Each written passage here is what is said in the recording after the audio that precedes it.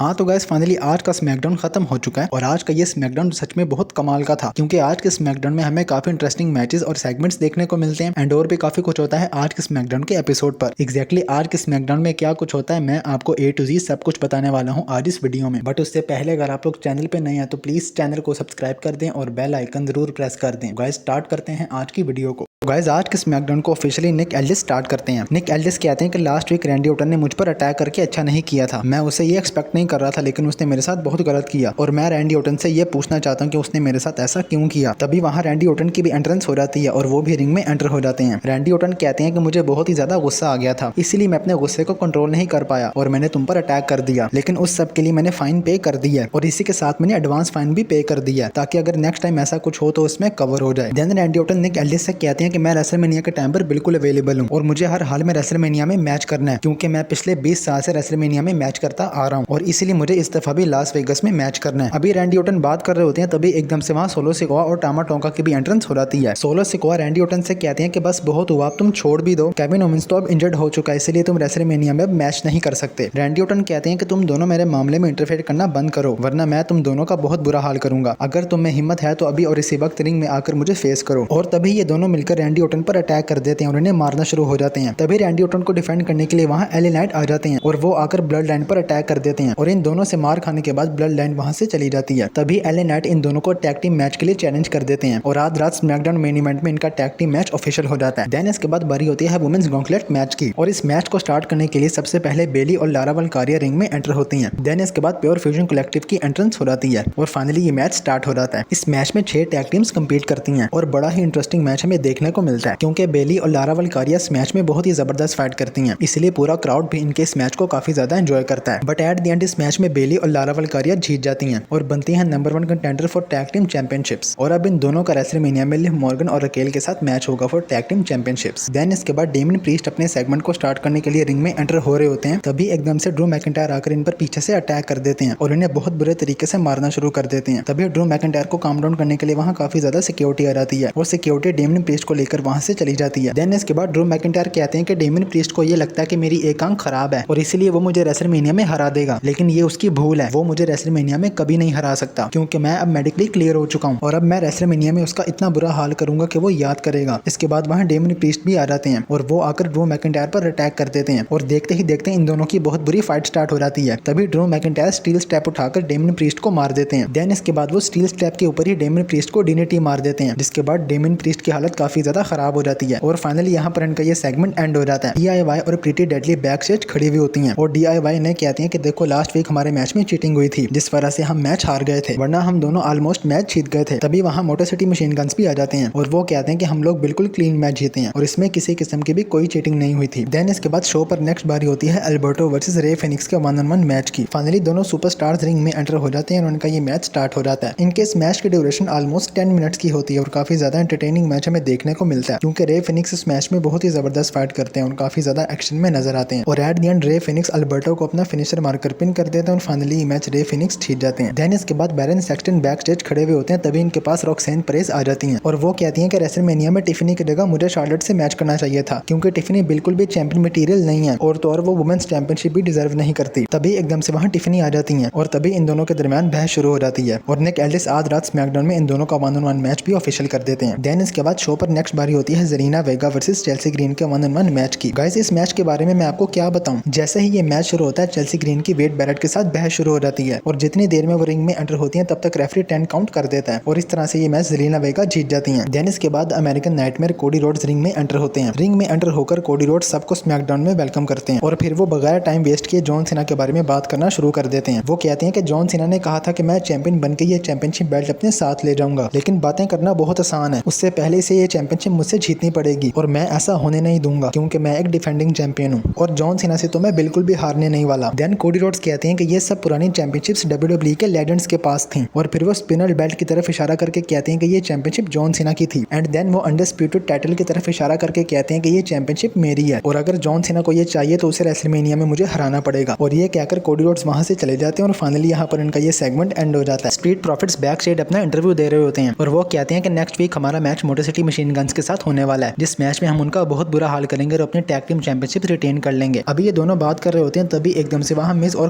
कार्मेलो hedge आ जाते हैं। Miss कहते हैं कि तुम दोनों ये चैंपियनशिप्स बिल्कुल भी डिजर्व नहीं करते, ये टैग टीम टाइटल्स हम दोनों डिजर्व करते हैं क्योंकि हम दोनों ही ऑसम हैं। देन इसके बाद बारी होती है टिफनी वर्सेस रॉक्सेन पेरेज के 1-on-1 मैच की। फाइनली दोनों सुपरस्टार्स रिंग में एंटर हो जाती हैं और उनका ये मैच स्टार्ट हो जाता है। इनके इस मैच की ड्यूरेशन ऑलमोस्ट 15 मिनट्स की होती है और काफी ज्यादा एंटरटेनिंग मैच हमें देखने को मिलता है क्योंकि दोनों ही सुपरस्टार्स इस मैच में बहुत जबरदस्त फाइट करती हैं और काफी ज्यादा एक्शन में नजर आती हैं, इसीलिए पूरा क्राउड भी इनके इस मैच को काफी ज्यादा एंजॉय करता है। But at the end Tiffany Roxanne Perez को अपना फिनिशर प्रीटीएस्ट मूनसॉल्ट मारकर पिन कर देती हैं और फाइनली मैच टिफनी जीत जाती हैं। और मैच खत्म होने के बाद वहां शार्लेट आकर टिफनी पर अटैक कर देती हैं, उन्हें मारना शुरू हो जाती हैं। शार्लेट फ्लेयर टिफनी को बहुत जोर से अनाउंस टेस्ट पे धक्का देती हैं, जिसके बाद उनकी हालत काफी ज्यादा खराब हो जाती है और फाइनली यहाँ पर इनका यह सेगमेंट एंड हो जाता है। स्मैकडाउन मेन इवेंट मैच को स्टार्ट करने के लिए सबसे पहले रैंडी ऑर्टन रिंग में एंटर होते हैं और इसके बाद एले नाइट की एंट्रेंस होती है और फिर लास्ट में ब्लड लैंड की एंट्रेंस होती है। फाइनली सभी सुपरस्टार्स रिंग में एंटर हो जाते हैं और उनका ये मैच स्टार्ट हो जाता है। इनके इस मैच की ड्यूरेशन ऑलमोस्ट 15 मिनट्स की होती है और काफी ज्यादा एंटरटेनिंग मैच हमें देखने को मिलता है क्योंकि दोनों ही टीम्स इस मैच में बहुत जबरदस्त फाइट करती हैं और काफी ज्यादा एक्शन में नजर आती हैं, इसीलिए पूरा क्राउड भी इनके इस मैच को काफी ज्यादा एंजॉय करता है। But at the end LA Knight Tama Tonga को अपना फिनिशर बीएफटी मारकर पिन कर देते हैं और फाइनली मैच रैंडी ऑर्टन और एले नाइट जीत जाते हैं। और जैसे ही ये मैच खत्म होता है तभी एकदम से वहां जेकब फाटू आ जाते हैं और आकर एले नाइट पर अटैक कर देते हैं और इन्हें बहुत बुरे तरीके से मारना शुरू कर देते हैं। जेकब फाटू ऑलमोस्ट 3 मूनसॉल्ट मारते हैं एले नाइट को, जिसके बाद उनकी हालत काफी ज्यादा खराब हो जाती है और फाइनली यहाँ पर स्मैकडाउन एंड हो जाती है। आज की वीडियो में बस इतना ही। वीडियो अच्छी लगी हो तो प्लीज वीडियो को लाइक और चैनल को सब्सक्राइब करना मत भूलिएगा क्योंकि मैं WWE से related videos and news updates लाता रहता हूँ।